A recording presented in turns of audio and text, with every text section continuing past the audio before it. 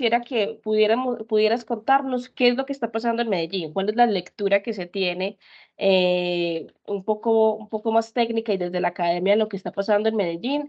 Es evidente que están llegando más turistas extranjeros, que no todos los turistas son iguales, que Medellín desde un tiempo hacia acá viene, digamos, ha cambiado el imaginario que se tenía de la ciudad a nivel mundial y eso ha traído, obviamente, por su clima, por su gente, por su oferta gastronómica, pero recientemente también han llegado muchos más nómadas digitales, es decir, personas que pueden trabajar desde cualquier parte del mundo, y ven en la ciudad una posibilidad también de permanecer 1, 2 meses, o incluso más, ¿cierto?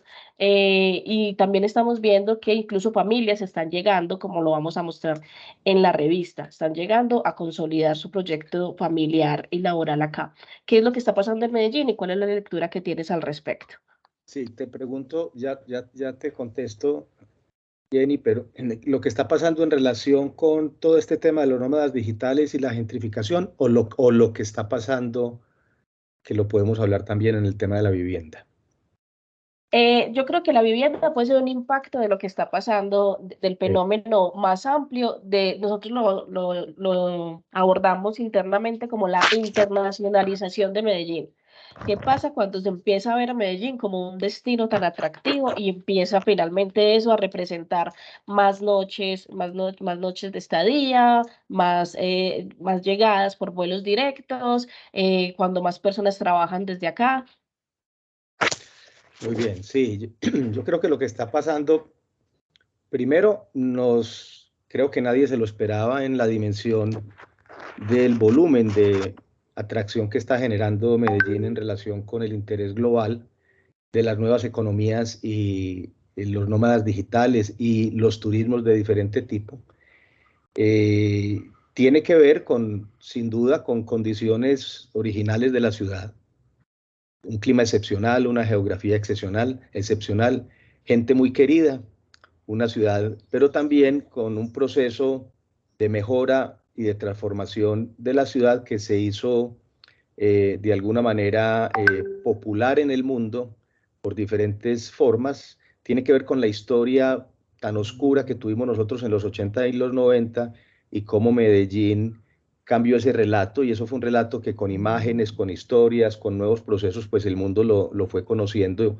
Y todo esto sumado, pues ha hecho que se vuelva un punto supremamente atractivo para este tipo de nuevas economías y llamémoslo nuevas tribus que vienen a la ciudad masivamente.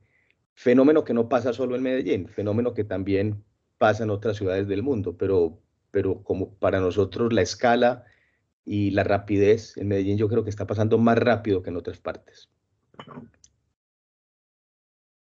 Estás en silencio, Jenny. Listo. ¿Por qué crees que se da tan rápido? ¿Cuál es esa particularidad frente a otras ciudades del mundo que acelera como este fenómeno? No, yo creo que es la combinación de lo que yo te he dicho, una ciudad que pasó de una profunda crisis, que es una ciudad que es muy agradable, no solo la ciudad, sino la región, que tiene lugares en la ciudad. Nuestra ciudad sigue teniendo problemas estructurales y temas muy complejos, pero hay lugares muy atractivos, llamémoslo muy urbanos, aunque toda nuestra ciudad no tiene servicios de proximidad donde la gente pueda caminar, ir a cafés, restaurantes, etcétera, y moverse fácilmente, sí tiene sectores que tienen estas condiciones y que para los turistas realmente son supremamente atractivos. En el mundo, en España, estos barrios que sufren procesos de gentrificación y turismo intenso los llaman las zonas tensionadas. Quiero decir, no pasa en toda la ciudad, o sea, no pasa en todo Medellín, está pasando en algunos lugares e inclusive se traslada a fenómenos rurales como Guatapé y otras regiones que están sufriendo una presión excesiva, pero también una economía nueva. Listo. Me encanta porque ya empezamos a hablar también de retos, justamente lo que estabas diciendo de la presión excesiva en estas zonas tensionadas, pero también de oportunidades, ¿cierto? Y también ahí viene lo que dices de las nuevas economías. Hablemos primero de los retos. ¿Cuáles empiezan a ser esos impactos de la llegada? Porque además ha sido una llegada que como ha pasado de manera acelerada, pues da poco tiempo para la planificación, ¿cierto? Para la planificación turística, y eso también representa unos desafíos en términos institucionales para que todas las organizaciones y entidades se pongan de acuerdo en tener una ruta en común o una estrategia para afrontar esto. ¿Cuáles empiezan a ser esos desafíos ante la llegada de tantos turistas y también de nómadas? Porque no son turistas solamente que se quedan 1, 2, 3 noches, sino también nómadas, y otros que se pueden quedar 10 días o varios meses. Sí, hay múltiples retos y el primero es que yo creo que Medellín está confundido. En general estamos confundidos. Quiere decir que el debate y las conversaciones que yo escucho, que se han dado en los últimos meses de forma intensa, junta muchas cosas como si fuera el mismo proceso. Yo creo que lo primero es un diagnóstico o aclarar y diferenciar temas que son de alguna manera que tienen relación, pero que no necesariamente son lo mismo. Hay sin duda fenómenos que se asocian a procesos globales que están sufriendo Barcelona, México, Ciudad de México y otras ciudades del mundo, en donde un volumen muy grande de nueva economía y sobre todo de nuevos habitantes que vienen con un poder adquisitivo distinto y con unos intereses distintos, ocupan y activan esas zonas, como las llamamos, tensionadas, de algunas, en este caso de la ciudad de Medellín. En Medellín no tendríamos tantos restaurantes en El Poblado, en Provenza, en Manila, en Laureles, si no hubiera sido por esta explosión del turismo. Quiero decir, el mercado local no había de alguna manera, o sea que hay una nueva industria en ese sentido. Hay nuevas economías de escala, yo creo que muy importantes, que tienen que ver con espectáculos, con la música, de alguna manera la edición, etcétera, que somos poco conscientes de la dimensión que tienen y cómo realmente conectarlas con los procesos de alguna manera económicos tradicionales. Sin embargo, estas zonas tensionadas y este proceso genera procesos, dijéramos, de encarecimiento excesivo.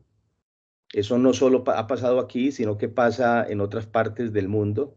Alquileres, rentas, no solo para apartamentos, sino para los mismos negocios, de forma muy rápida.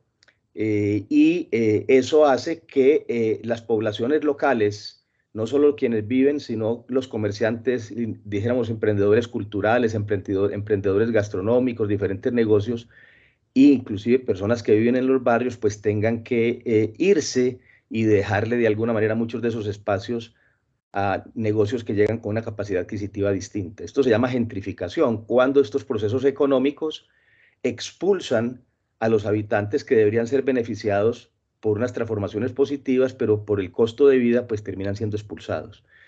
Y eso tiene que ver con de alguna manera, con una serie de factores que tiene que ver con el tema de la oferta de la vivienda, pero no como se habla. Yo no estoy de acuerdo como se habla que el déficit de vivienda en Medellín es muy grande, pero el déficit de vivienda en Medellín, si vamos a hablar de vivienda en este momento, ha sido histórico en relación sobre todo con las clases medias y bajas. Hay unos déficits cuantitativos y cualitativos que no son en las mismas zonas donde se está viviendo este proceso, llamémoslo, de encarecimiento.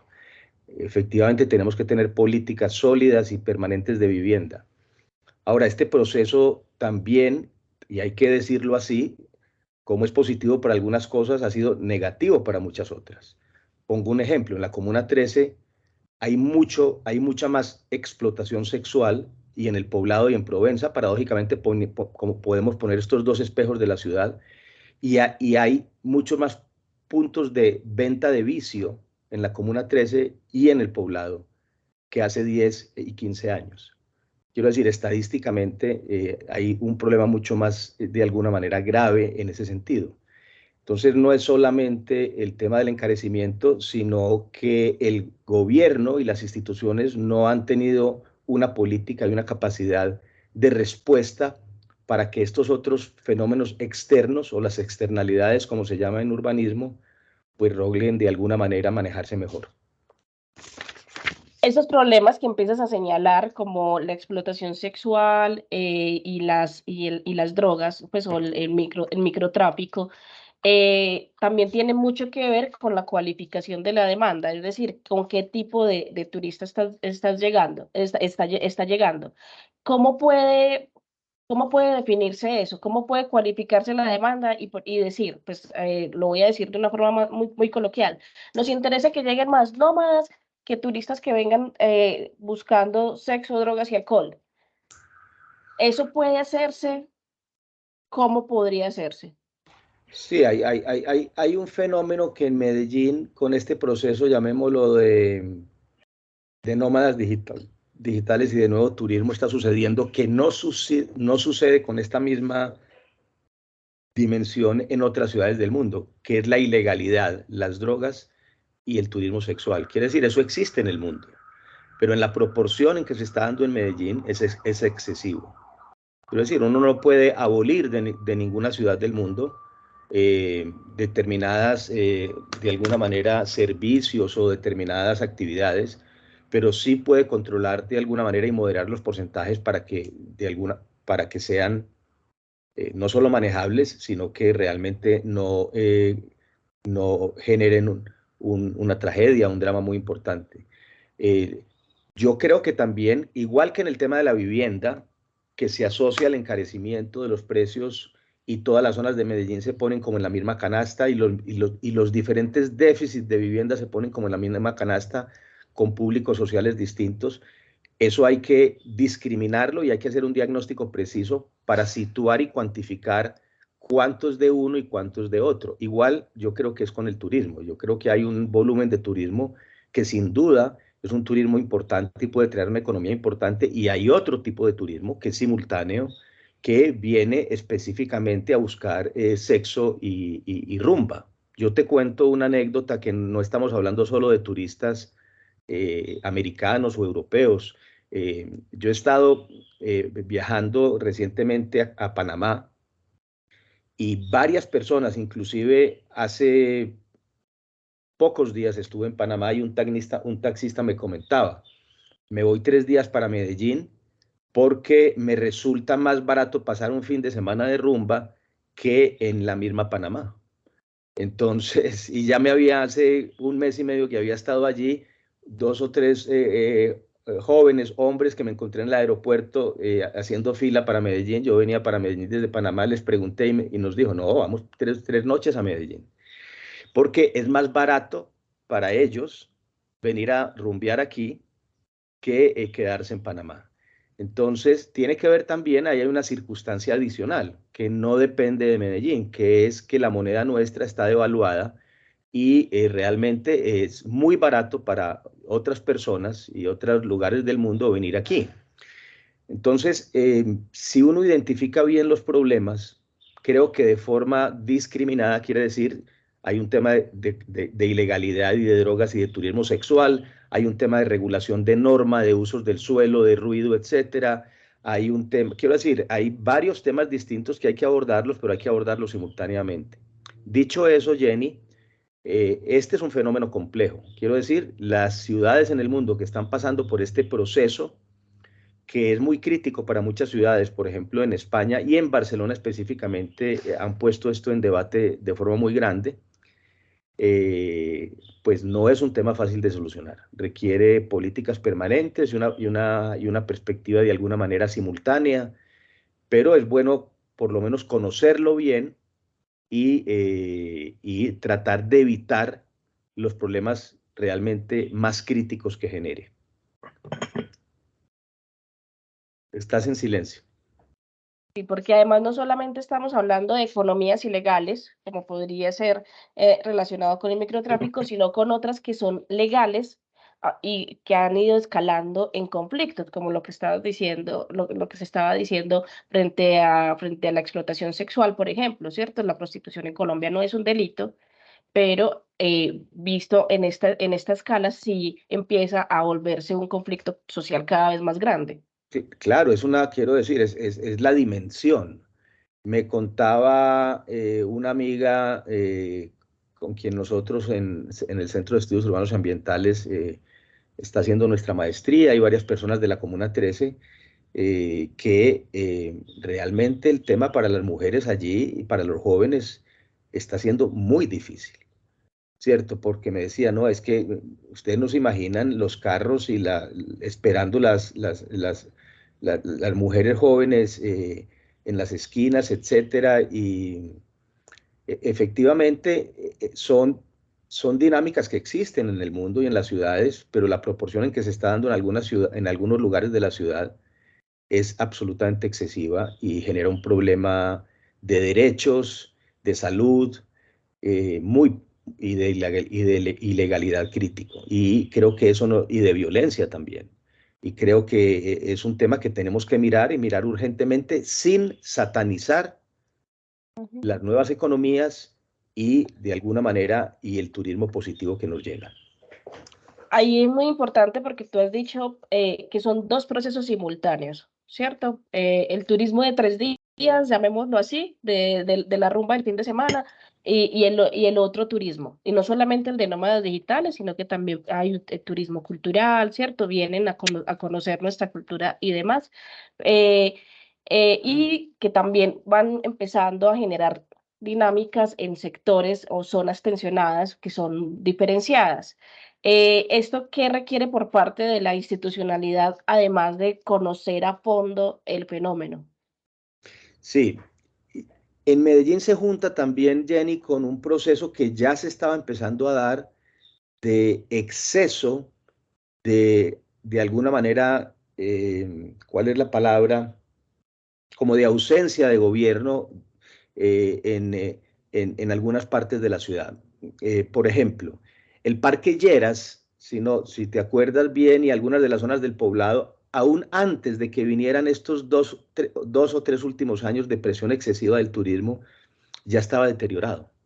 Quiero decir, no sé si eres consciente y algunas zonas muy críticas del poblado, el exceso de rumba, el no control en las terrazas y el ruido, el no control en el tipo y el volumen de negocios de rumba y el convertir al poblado, inclusive sin los turistas que hay hoy, sin el volumen de turismo que hay, como el lugar de rumba nocturna, pero sin control, pues ya estaba generando una expulsión y una gentrificación. De hecho, ya había sucedido una gentrificación de locales por locales.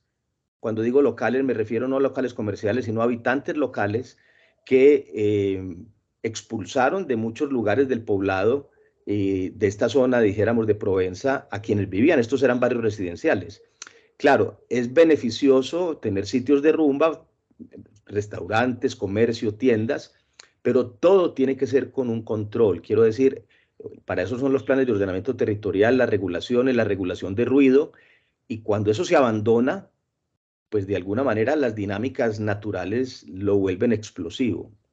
A esa situación que ya existía en el poblado, en ese sector del poblado de Provenza, pues llega el boom de este turismo que en los últimos 2 o 3 años de alguna manera explota de forma excesiva, pero ya estaba creada de alguna manera la condición.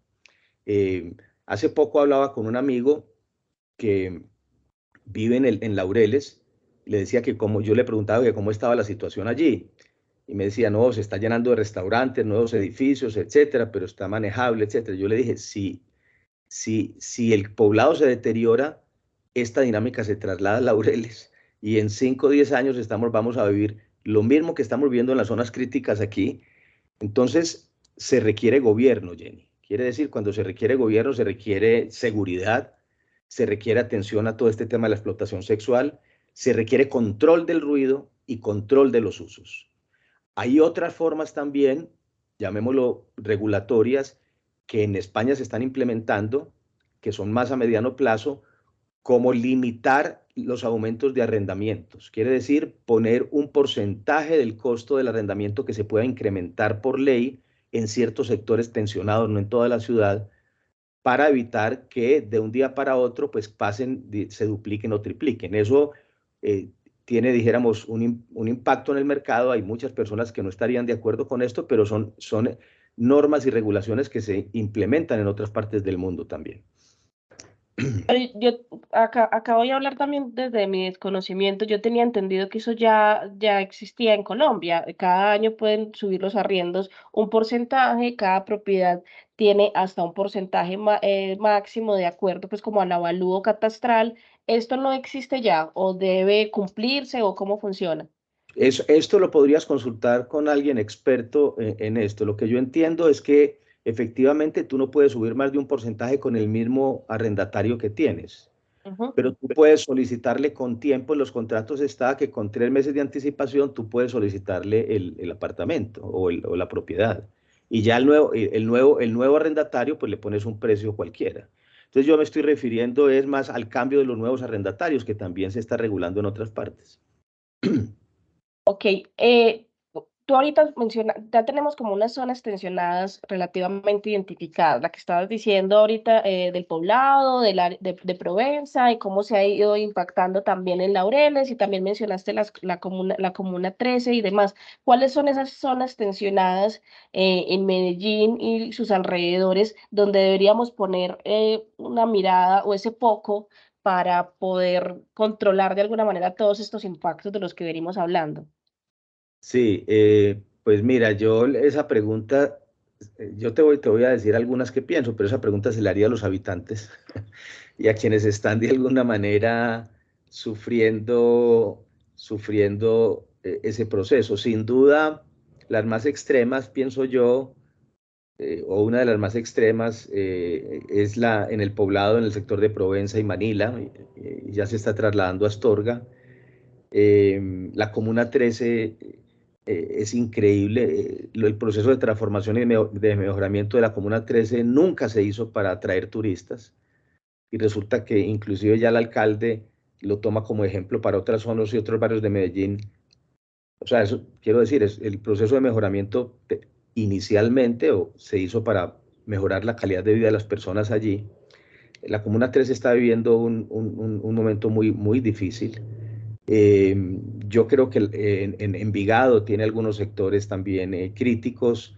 Hablábamos de Guatapé, por ejemplo, y el sector de los embalses, que es un proceso que no es urbano igual, pero llamémoslo, tiene una dinámica muy parecida, muy intensa y muy compleja, como algunas son. El Retiro, por ejemplo, el Retiro, el incremento de población ajena o no nativa que ha llegado allí en los últimos años.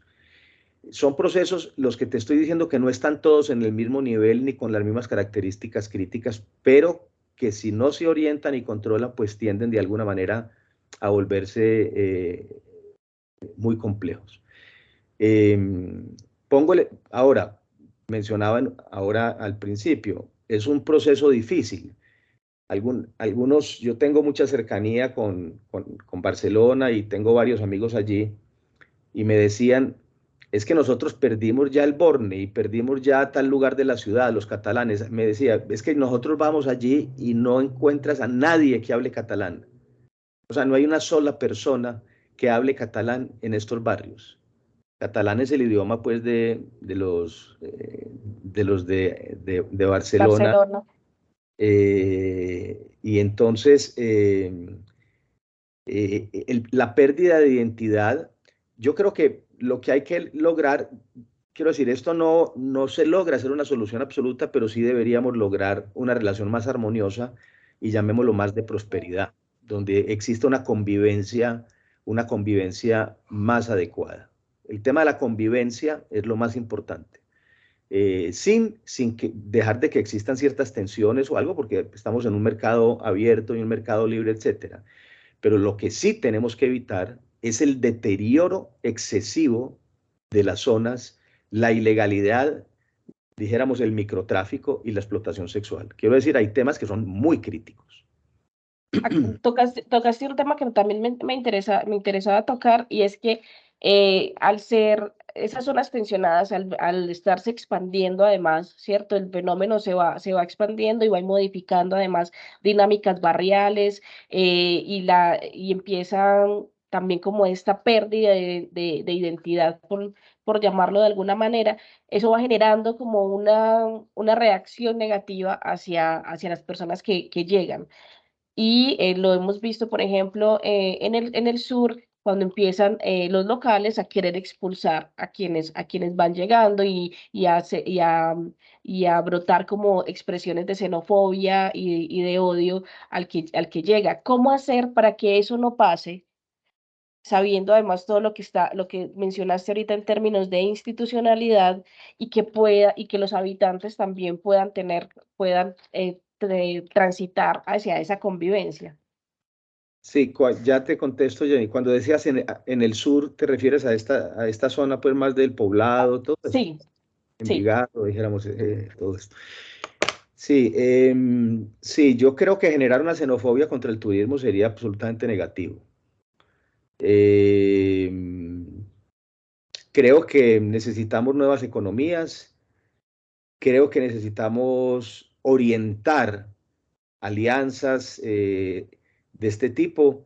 Eh, Medellín y Antioquia es un lugar ideal para segunda residencia por el clima, para que vengan personas de otras partes del mundo jubilados, etcétera, no solo nómadas digitales, sino a tener aquí propiedades, etcétera, pero todo tiene que ver con algo que desafortunadamente adolecemos, es cómo anticiparnos a esos procesos y cómo de alguna manera hacerlos que sucedan de una forma más armónica y más lenta. No pueden suceder tan rápido. Para eso requiere regulación, etcétera.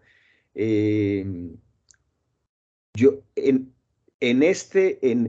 quiero decir, en esta dinámica, el gobierno, en otras dinámicas no tanto, pero en esta dinámica, el gobierno es absolutamente clave. Cuando hablo del gobierno me estoy refiriendo sobre todo al gobierno municipal, quien ejerce el control y la regulación, porque estamos sobre todo hablando de dinámicas de mercado, de oferta y demanda.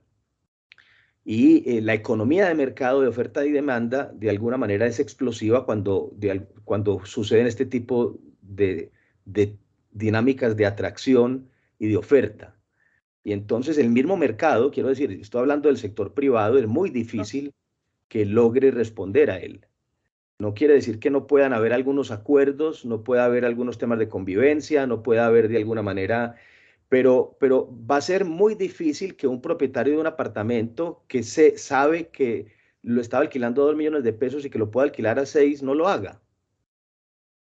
Quiero decir, tú puedes hacer acuerdos de amigos, familiares, en el edificio, en la copropiedad, pero una cosa es lo que digas de dientes para afuera y otra cosa es lo que tú hagas.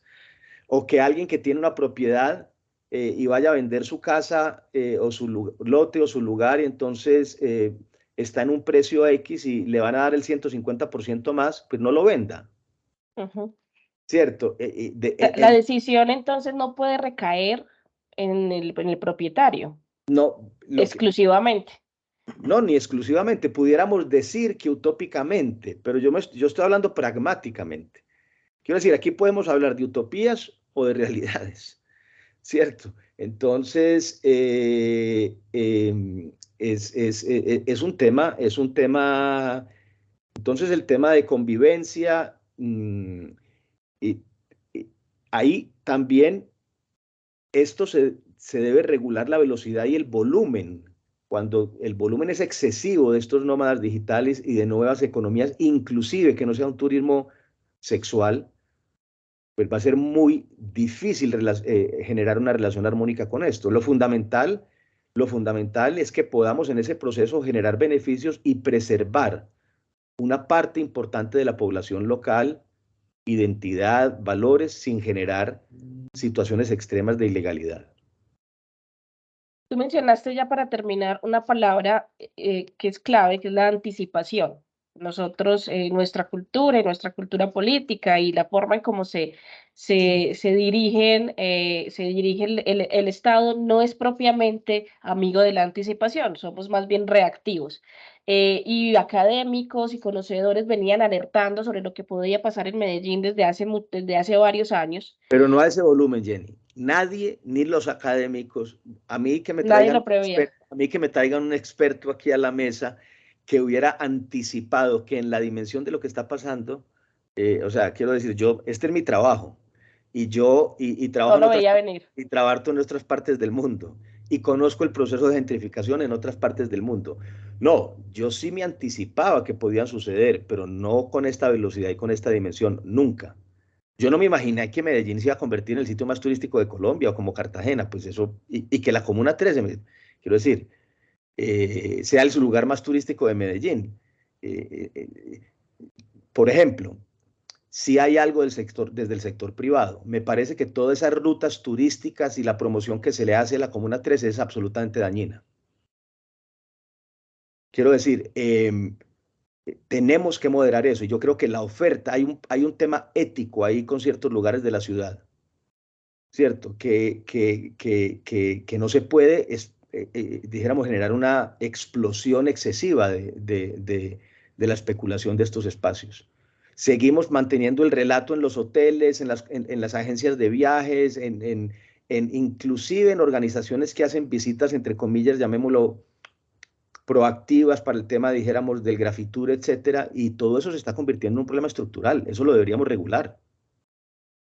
En muchas partes del mundo y en sitios turísticos esto se llama capacidad de carga. Hay lugares de turismo que resisten con cierto número de visitantes, cierto número de operadores, cierto número de rutas turísticas y no tienen y no resisten con 5 veces o 10 veces más. Algo puede hacer el sector privado sin duda, pero creo que hay muchas otras cosas que tienen que ver con temas regulatorios y de control. Este dato de capacidad de carga existe en Medellín. O sea, uno puede saber cuántos turistas le caben a la ciudad, por ejemplo. Uno podría, quiero decir, no existe, pero hay observatorios, por ejemplo, volviendo a Barcelona, se creó un observatorio de vivienda como una plataforma digital muy potente de construcción de indicadores para medir y registrar todo este proceso de transformación, de sobrecosto, de mercado de la vivienda y ver cómo con esa información se pueden tomar mejores decisiones. Sí se podría hacer un observatorio, es otra cosa, el sector privado podría cofinanciar un observatorio de este tipo. De hecho, nosotros, hoy tengo una reunión de esto, estamos promoviendo una mesa, dijéramos, de muy diversos actores para pensar cómo construir un mejor diagnóstico y una serie de acciones y no esperar a que los cambios de gobierno y las discusiones políticas pues nos demoren 20 años. Entonces, hay que hacer cosas, sin duda, pero es un proceso complejo. Y lo último, Alejandro, ¿qué va a pasar si no hacemos nada? ¿Qué va a pasar? Es que ya pasó. O sea, sale una noche por la 10 y además también con el circo pues del cerramiento de pensar que es que poniendo 2 vallas al Parque Llera se soluciona todo el problema de Provenza y de todo lo que está sucediendo. Yo creo que está pasando, yo creo que lo estamos viendo. Listo, Alejandro, yo creo que con esto podemos terminar. Te agradezco un montón. Yo sé que quedaron muchas cosas por fuera, que cada cosa requería mucho más detalle, pero te agradezco mucho como este ejercicio divulgativo y tu voluntad por ser tan conciso. Pero creo que nos da muchas luces también. Es es una conversación que tiene muchas aristas, pero muy importante y muchas gracias a ustedes por promover de alguna manera que conozcamos mejor, que situemos mejor este problema Te y que no agradezco. y que no condenemos a quien no tengamos que condenar también. Listo, ya.